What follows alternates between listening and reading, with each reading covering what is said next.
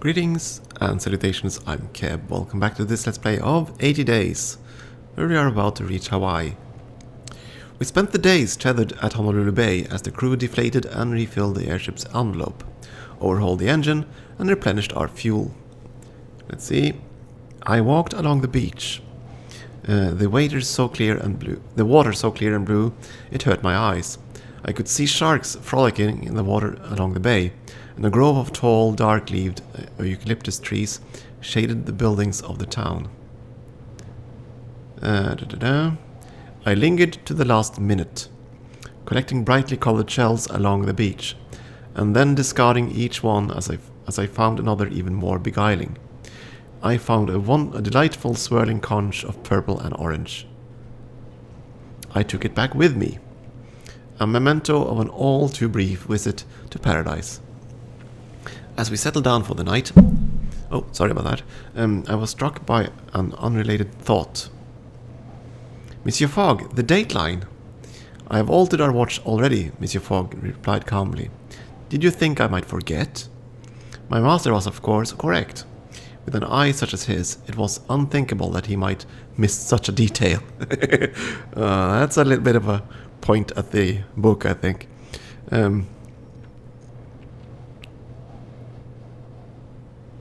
Imagine what might have transpired had we forgotten.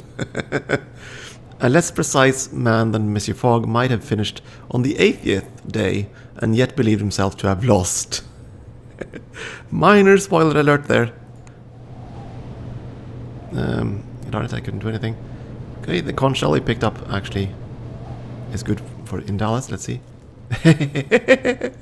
Remember the nuns? Another victim of the Madras head smasher found dead. I guess we were lucky.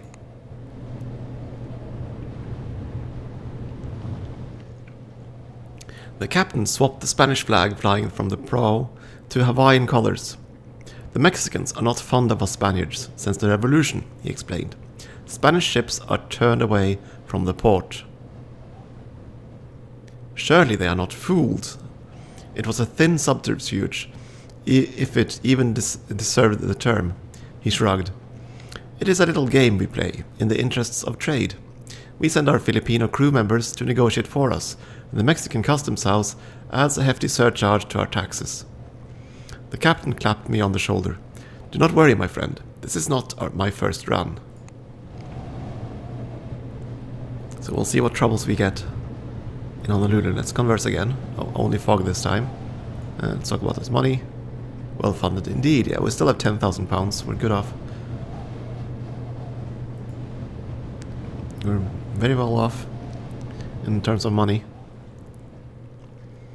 We smelled the smoke first, and then the gunpowder sweetened by blood, yes. Acapulco was just visible in the distance, wreathed in lightning-flashed smoke.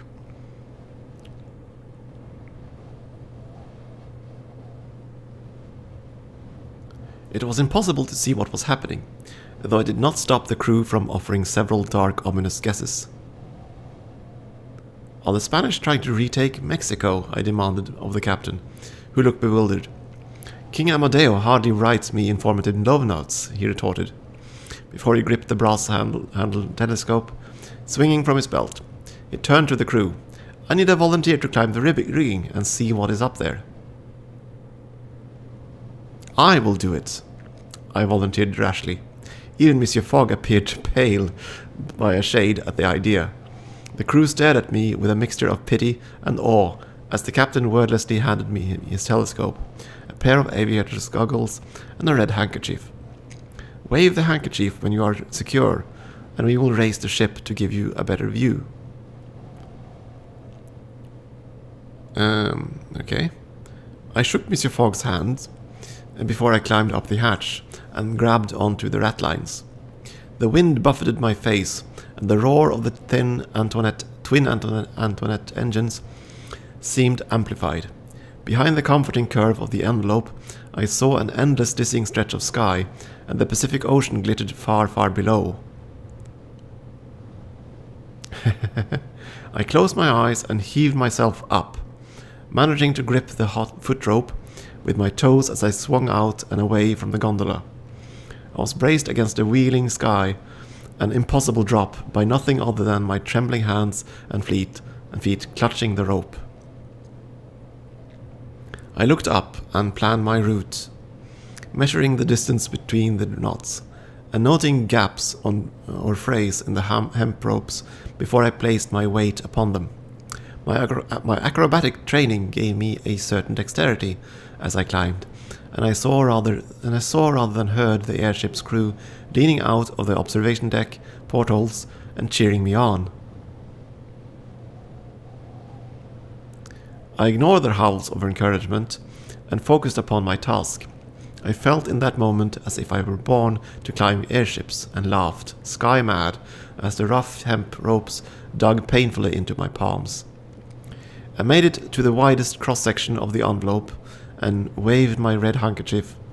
I felt the hum of the engines grow sharper as the airship began to climb. Each shudder and yaw was more pronounced, and I laughed and laughed and laughed with the joy and wonder of it. The utter impossibility of it. We humans are such ingenious creatures, my friends. It is so easy to forget when one's feet touch the ground.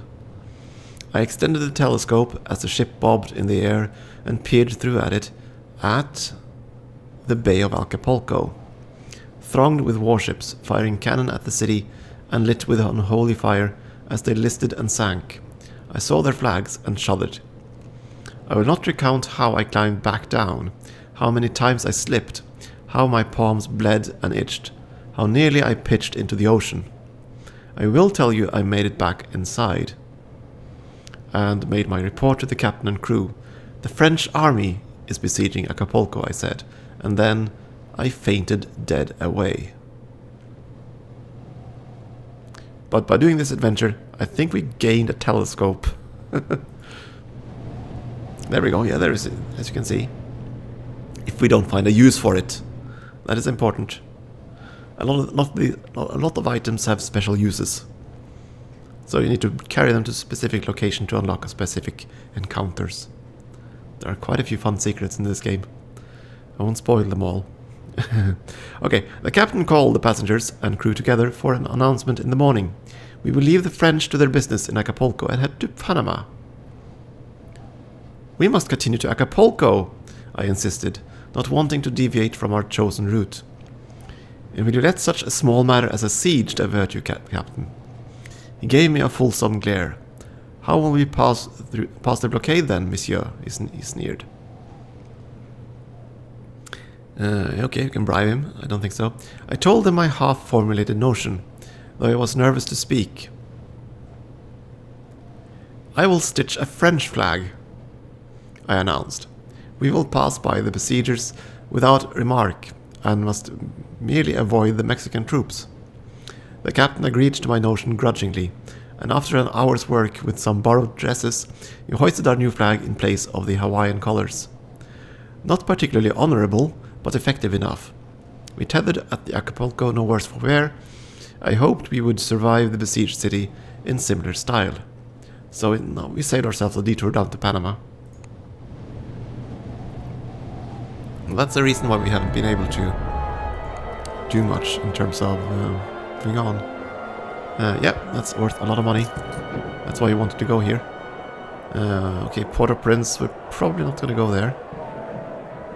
Salt Lake, probably not going to go to those places either. I'm going to buy the rifle. Heck with it, let's go with the sugarcane. I'm not sure where other journeys take us from here. So let's explore. The French had tenuous hold of the Mexican port of Acapulco. The bay was crowded with ships firing upon each other, and airships rained fire and misery down upon the sloped-roofed buildings. French soldiers fought Mexicans in the smoke-wreathed streets. We decided to explore the city, the better to find a way to leave. We headed away from the fighting to the outskirts of the city. A risky venture, considering our white skin would mark us as foreigners in a besieged city. Still, I had little desire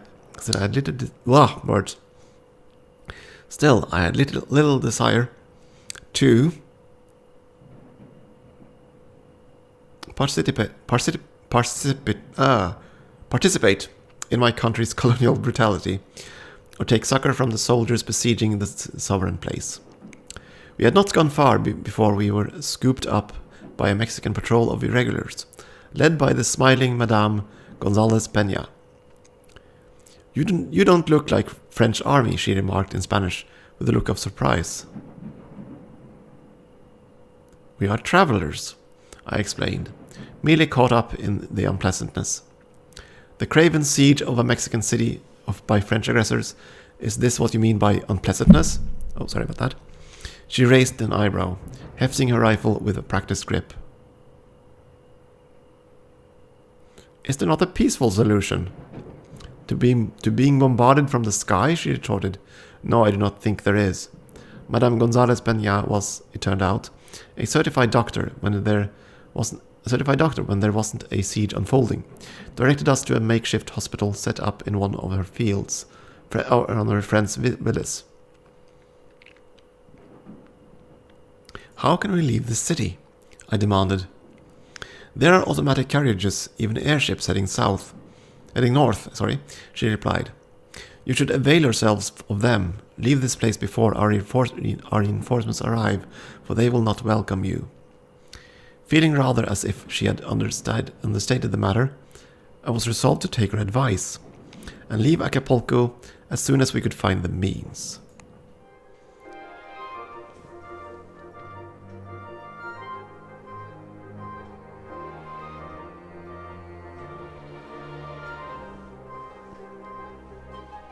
Okay, that gave us some choices.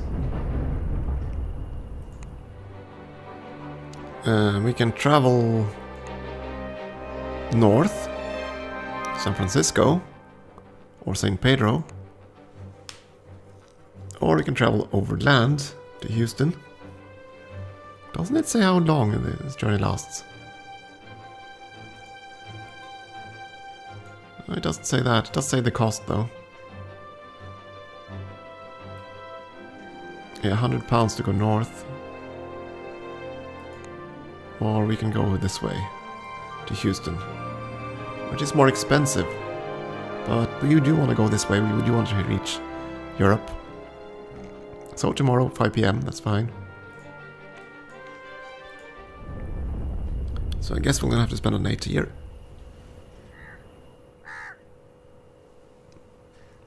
We stayed the night in a villa run by a local woman whose instinct for business had survived even the conflict raging on the streets. It was comfortable enough, though the sounds of explosions made me lie awake at night. We can also travel south if we wanted to, but I think we're going to go to Houston by Kalichi, which is a mechanical horse as far as I can see. The Kalichi we found was not automatic, but occupied by one Monsieur Jameson, American missionary, and Madame Amandine Jameson, his white French Creole wife. I don't know who you fellows are, Jameson cried, as he clambered aboard amidst the sound of gunfire, but get yourselves aboard, won't you? We paused only to make the necessary introductions. I mean, we are going to be British, right? Then jumped into the cab. Converse. Let's see if we can find a way from Houston onwards to New Orleans.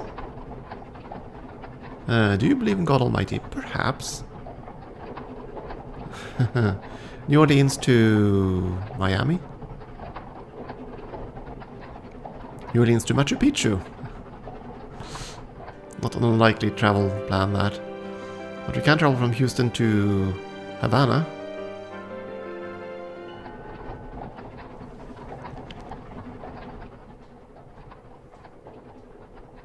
We fled Acapulco by Kalichi, all of us clinging to our leather seats as the mechanical horses breathed steam into the air. Let's see. Do you think the French will hold Acapulco? Monsieur Jameson made a silencing gesture. I will have no talk of politics in my phaeton, he commanded. It will upset my wife. Madame Jameson lifted her hand and made a mocking face behind its shield. And I pretended not to have seen. I am only a valet, after all, and it would be improper. To avoid any further temptation, I spent the rest of the day silent, watching the landscape as we wound our way north to New Orleans.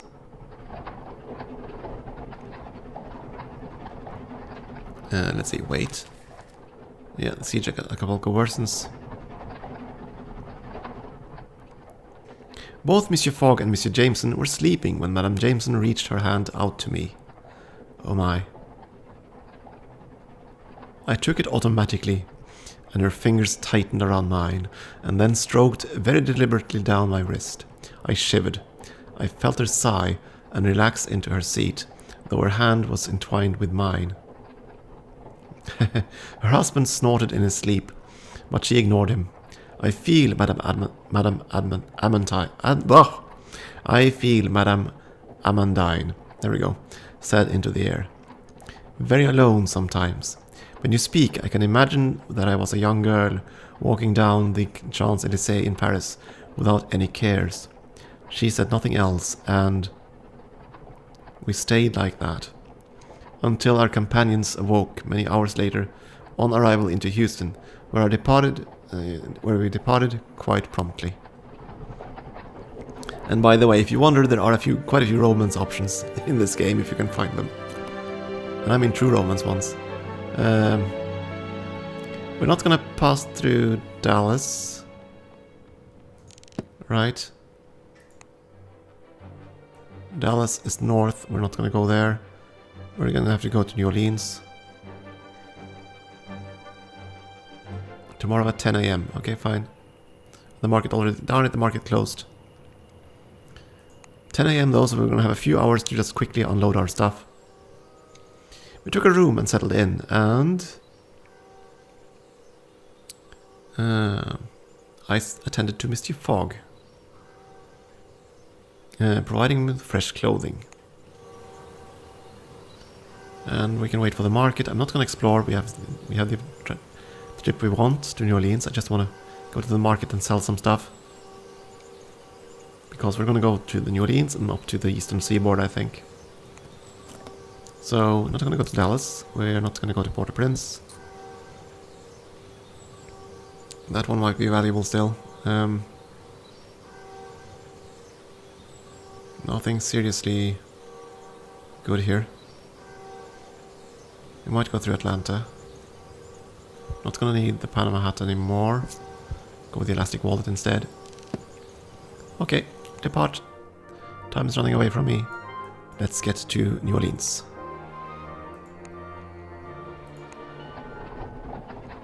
Again by Kalichi, whatever you pronounce it. We found a caliche similar to the one we had taken out of Acapulco for the single day's journey along the coast to New Orleans. Thankfully this one was unoccupied, with no lonely souls aboard except ourselves. So let's wait and read newspapers. Mystery of Manuscia grows back in Rangoon.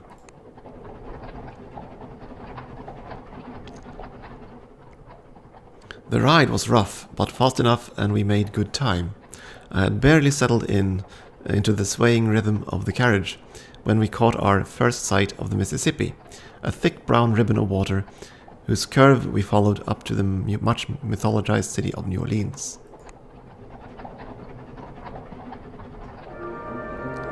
Let's see, marketplace. This one was valuable here.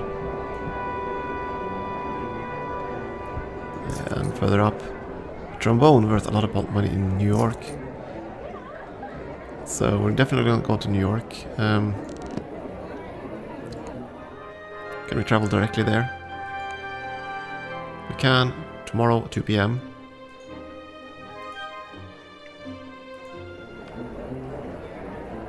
And the market closed. Okay, that's fine.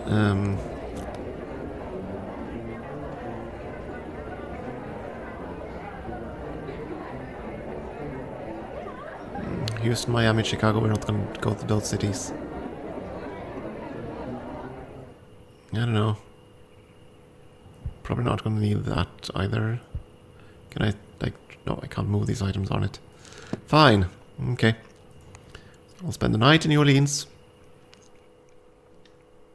I met death in a smoke-breathed, red-lit bar in New Orleans. As the jazz band struck up another tune, he offered to buy me a bourbon. Okay. Hello, death. Perhaps in 20 or 30 years, I replied archly, as some of the other patrons snickered.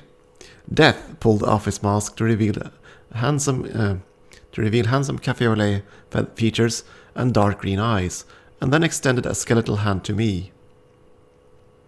A fine costume, I remarked. Merci, mon cher. I am Death at our neighborhood Mardi Gras, and I am practicing my role. He took my proffered hand and brought the back of it to his lips for a gallant kiss. He flicked me a rather unmistakable look under his dark lashes. To be so clearly desired by death was unnerving. I found my feet shaking and stepped back. He tilted his face to the side. Do you find my color displeasing? He asked with a lazy smile. Not that. He laughed, low and pleasing. It matters little, mon cher, yeah. There are many white men in New Orleans who do, in spite of it. I am a free man. Death resumed his mask. I do not believe in prophecy, but the chill of his cold fingers on my face sent a chill of fear through me. Abandoning dignity, I ran from the bar, nerves rattling like knuckle bones in a cup. Onwards to New York. Piedmont Airline, which is an engine. Train engine. There we go. The Piedmont Airline from New Orleans was not, in fact, an airline at all, but according to its advertising, the fastest railway in America. What could be better for getting us to the edge of the Atlantic? Despite still being half the world away, we still had every chance. Let's converse. We need to find routes from New York. From New York to Washington, Atlanta. Okay. They're building that thing out on the island there. Okay. To Toronto. Do you play football? No. New York to Miami. Very unlikely. New York to Ponta Delgado. That's the one I wanted. And didn't actually inform me. Damn it. We settled ourselves in a carriage with one other occupant, an extremely large man who introduced himself as Charlie Sullivan, a lad from Birmingham, who had grown into something the size of a warehouse building, with huge tracts of muscle, especially around the neck and upper arms. His moustaches were, nonetheless, perfect. I asked him what had taken him to New Orleans, and he grunted, boxing. You fought in a competition, I interpreted. There was an exhibition, he said. I won. 3rd round knockout. I gulped. However, Monsieur Fogg's interest had been increasing sharply throughout the conversation. You are trained, he demanded keenly, or self-taught? I've got a manager, Sullivan replied. He tells me what to hit. Excellent, excellent, Monsieur Fogg enthused. I want to hear all about it. I sat back and enjoyed the conversation. The details of boxing are more intricate than one might expect. And hearing the business of cut and thrust delivered in Sullivan's so very English tones was quite informative. Little did I know from the details I heard how the details I heard would come to be of use to me. Let's wait. Yeah, cholera spreading from Manila aboard airships. Uh-oh.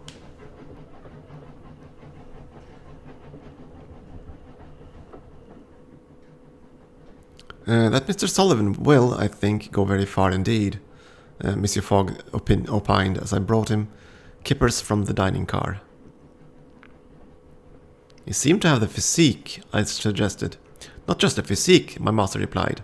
Physique is not the secret. His description of the transferal of weight from foot to foot was very well understood indeed. So you are a boxer, monsieur? I saw the shutters of his conversation beginning to come down. I went to school, yes. You mean you boxed as a child? He stiffened. The suggestion he had ever been a child was, I quickly saw, well beyond the pale, even for one as intimate as I. You should fight him, he said. I almost choked. He looked at me with surprise. Is something the matter? Forgive me, it sounded as though you said I should fight Monsieur Sullivan. Indeed, he forked another forkful. You needn't be alarmed, I can teach you how to box. I rolled back my sleeves. I am sure you can, monsieur, I replied, and I am a quick learner. Or at least, I thought, somewhat confident in nature. Excellent, Monsieur Fogg put down Excellent. Monsieur Fogg put down his paper. I have arranged for a space in the guard's van. Come. What had he done when had he done this? I do not know. I merely followed, and there was Sullivan, stripped to the waist, doing his warm-up exercises. Passepartout, he greeted, through a thick leather mouth guard. Sullivan, I declared, meekly, as I removed my own shirt and tried to listen as my master provided some pointers. And then the fight began. Sullivan was a tough opponent, and if he chose to swing hard, he would brain me unless I defended myself. But he would not be able to slug on every swing. I would have to pick my moments to attack. To begin with, I jabbed. A quick, decisive move, but I had timed it poorly. Sullivan punched hard, the blow slipping past my guard. A small crowd had gathered to watch the fight, and they murmured with excitement. Strength and stamina are different, Monsieur Fogg called to me from the side. Your strength will come back if you swing lightly, but your stamina, once gone, will leave you out cold. I nodded to show I had heard. Sullivan's eyes narrowed. I brought my defenses up, matching Fogg's demonstration from across the car. Just as Sullivan made a quick jab, the blow landed against my defense. I shook it off as best I could. I was fading fast and could not take much more. Uh-oh. Watch it, the next swing may be harder, my master called. Next. I kept my fists up, once more protecting my face while Sullivan lifted his defenses. We circled each other nervously. I was stumbling and staggering. We will have regained some muster from that block, my master shouted, so be warned. Then I kept my fists up, once more protecting my face. Sullivan snapped up his arms to block. We circled each other nervously. Okay, same thing again. He's making to block. Okay. Don't swing too hard. So we jab. A quick decisive move. Just as Sullivan brought up his block, I knocked him back a little. I was fading fast and could not take much more. I saw his arms tense.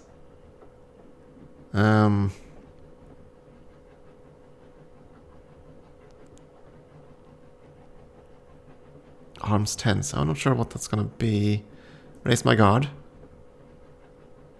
Sullivan did the same thing. Next, I threw a heavy punch, putting all my weight behind the blow. Sullivan lifted his arms to block. I pushed him a little. I was feeling battered and bruised. The crowd murmured and whispered. Sullivan's weight moved back. He's making to swing, my master shouted. Then I got ready to duck and dodge, once more protecting my face, just as Sullivan punched hard. I caught the punch neatly. I was fading fast and could not take much more. Well done, he won't be able to swing like that again, my master shouted. Next turn, and I threw a heavy punch, putting all my weight behind the blow, while Sullivan delivered a stinging punch. I overpowered him, landing a sting. We were both all but equally matched, tiring but still eyeing each other warily. I no longer had the energy for a heavy swing. I raised my guard. I deflected the impact breathlessly. He was tiring, certainly, but I was all but on my knees. He lifted back his shoulders. Yeah, that means he's gonna guard, I think. I jabbed. Yeah, I snapped up his block. I knocked strength a bit. Okay, one more hit would likely finish me off. So we might lose this one, I'm afraid. Next, let's gamble. Throw a heavy punch. Pushing all my weight. Yeah, there we go. But Sullivan punched harder, smashing me back down. It was too much. I slumped to the ground. Generous hands lifted me to my feet and put my jacket over my head. A good show, Monsieur Fogg said gently. Though I am afraid we have lost some money. Your funds go down significantly. Because Fogg, of course, put a wager on this. Gambling man that he is. Pity. Pity. Let's have a look at the newspaper. Will the extra day be enough? Yeah, we'll find out, but I think, after all that, it is time for a break. And we'll see if we can finish this game next time, or at least get closer. Thank you for watching.